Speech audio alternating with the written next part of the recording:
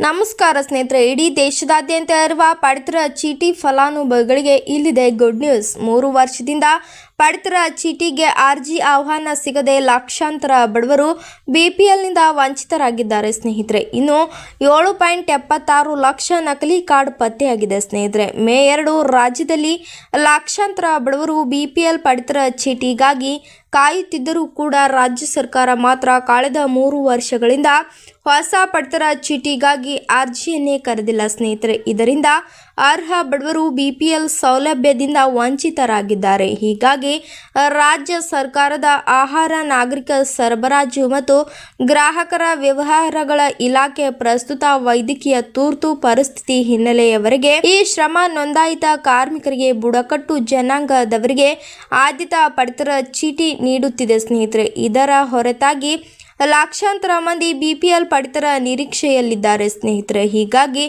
ರಾಜ್ಯದಲ್ಲಿ ಅಂತ್ಯೋದಯ ಅನ್ನ ಪಡಿತರ ಚೀಟಿ 10,47,080 ಇಂದು ನಡೆದಿದೆ ಸ್ನೇಹಿತರೆ ಮತ್ತು 42,76,526 ಫಲಾನುಭವಿಗಳಿದ್ದಾರೆ. ಆದ್ಯತಾ ಪಡಿತರ ಚೀಟಿಗಳು 1,14,38,886 ಇಂದು ನಡೆದಿದೆ ಸ್ನೇಹಿತರೆ. ಹಾಗೆ 4,46,744 ಫಲಾನುಭವಿಗಳಿದ್ದಾರೆ.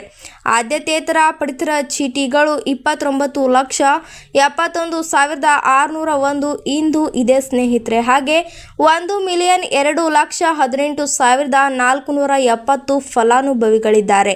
ಈ ಮೂಲಕ ರಾಜ್ಯದಲ್ಲಿ 1,54,57,567 ಪಡಿತರ ಚೀಟಿಗಳಿದ್ದು 5,47,41,740 ಫಲಾನುಭವಿಗಳಿದ್ದಾರೆ ಸ್ನೇಹಿತರೆ. ಆಹಾರ ಇಲಾಖೆಯು ಜಿಲ್ಲೆಗಳಿಂದ ಸ್ವಯಂಕೃತವಾಗುವ ಪ್ರಸ್ತಾವನೆಯನ್ನಾಧರಿಸಿ 102 ಗಂಭೀರ ಕಾಯಿಲೆಗಳನ್ನು ಗುರುತಿಸಿ ವೈದ್ಯಕೀಯ ತುರ್ತು ಪ್ರಕರಣಗಳಿಗಾಗಿ ಪ್ರತ್ಯೇಕ ವಿಭಾಗ ಅಭಿವೃದ್ಧಿಪಡಿಸಿದೆ ಸ್ನೇಹಿತರೆ. ಪ್ರಸ್ತುತ ವೈದ್ಯಕೀಯ ತುರ್ತು ಮಂಡಲ್ ಆಹಾರ ಇಲಾಖೆ ತಂತ್ರಾಂಶದಲ್ಲಿ ಲಭ್ಯವಿದೆ ಸ್ನೇಹಿತರೆ. ಈ ನಿಯಮ ಪ್ರಕಾರ ಇಲಾಖೆಯಿಂದ 102 ಗಂಭೀರ ಕಾಯಿಲೆಗಳ ಚಿಕಿತ್ಸೆಗಾಗಿ ಆದ್ಯತಾ ಪಡಿತರ ಚೀಟಿಗೆ ಅರ್ಜಿ ಸಲ್ಲಿಸಬಹುದಾಗಿದೆ ಸ್ನೇಹಿತರೆ.